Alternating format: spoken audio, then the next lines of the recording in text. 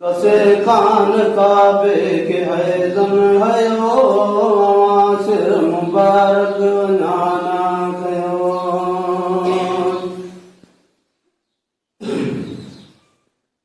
लखे तुर्क आशिक अवांजा पुठा वञा काब में कुछ गुजारो मिठा वया मुल्क सारो निसारा वठी वञे कादे उम्मत मोहम्मद मिठी वही हाज निकिरे असांजे हथों वेठा ज़ुल्म अहिड़ा अखियुनि सां ॾिसूं भॼन जो न बाहठ हींअर कीअं कयूं दुनिया दम बदम खून दिल जो पियूं पयो पाक रत हो अवां जो जिथे पलीतन जा पेरा ॾिसूं ताऊं ते ॾिसण साण जहिड़ा विया तूं जली मगर छा करियूं नाहे तोरे गली उथी मन ख़ुदा जे नबीअ नाम खे जियारियो वठी मौल इस्लाम खे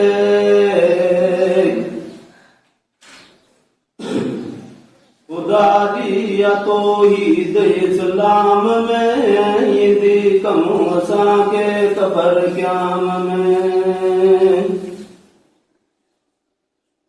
खुदा जो कसम तर रसूं असांजे न ॾोहल खे हरगिज़ ॾिसो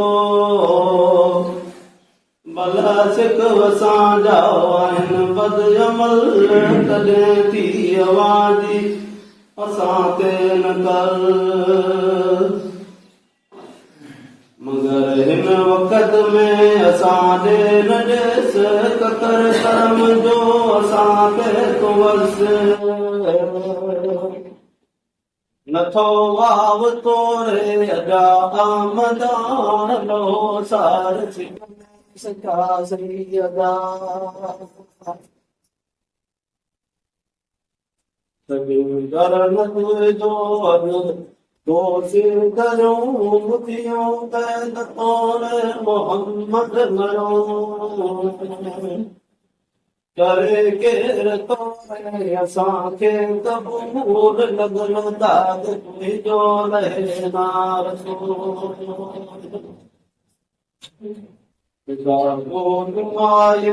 महबूब मिठो ख़ुदा खे तो ज़ाहिर अखियुनि सां ॾिठो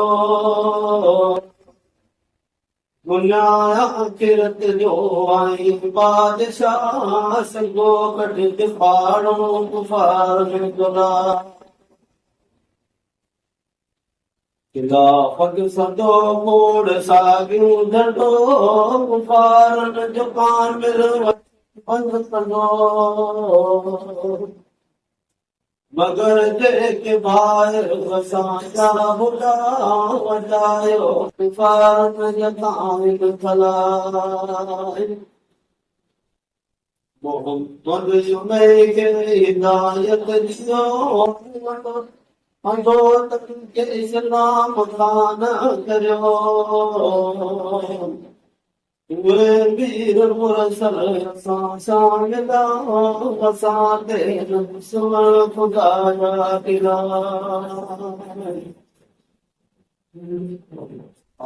बस अवां जे दरो जे खणी तुंहिंजी हथ अवां जे दिल में जी खणी इहो सभु असां फसलम सफल कयो तुंहिंजो आज़ाद मिठड़ो वतन तुंहिंजो शहीद तौहीद सैयद सवाल मरे सर्द में